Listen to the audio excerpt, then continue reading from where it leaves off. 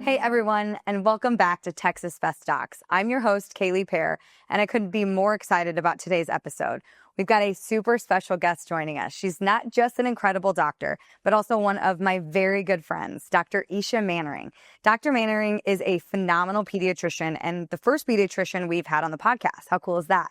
She's racked up some impressive honors too, like being named a Best Doctor in Dallas and Best Doctor in Collin County every year since 2018.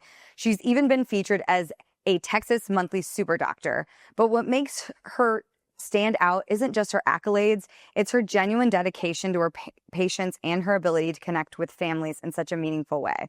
Today, we'll be talking about her inspiring journey into healthcare, why she chose pediatrics, her take on the importance of transparency in healthcare, and how tools like Texas Best Docs can be a game changer for families navigating their healthcare choices.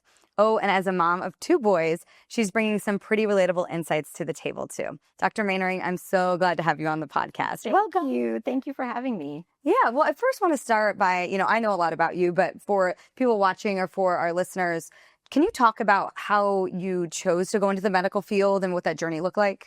Sure. I think I knew from a pretty young age that I wanted to go into medicine and particularly pediatrics. I was always drawn to taking care of children. And, particularly as I got older, I realized that not every child has a voice, and they don't always have control over the situation that they're in.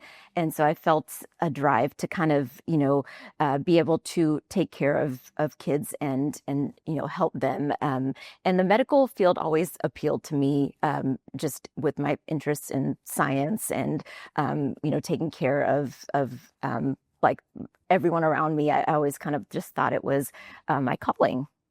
Well, you're also my daughter's pediatrician. And the way that you kind of handle the children is really, really awesome to watch. It's like you connect with them, and yes, you're there for the parents, but you're really there for them.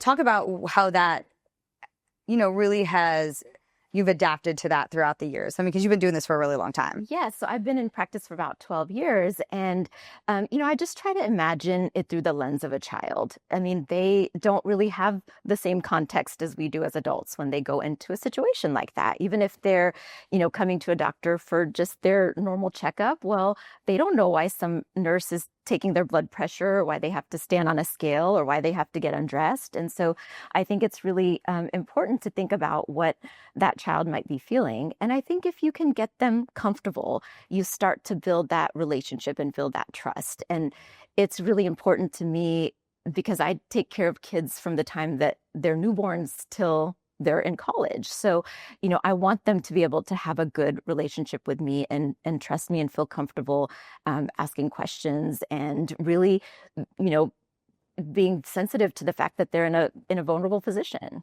Well, yeah, most of their earlier life is either they're going there because they don't feel good, or they're going there to get a shot. Right.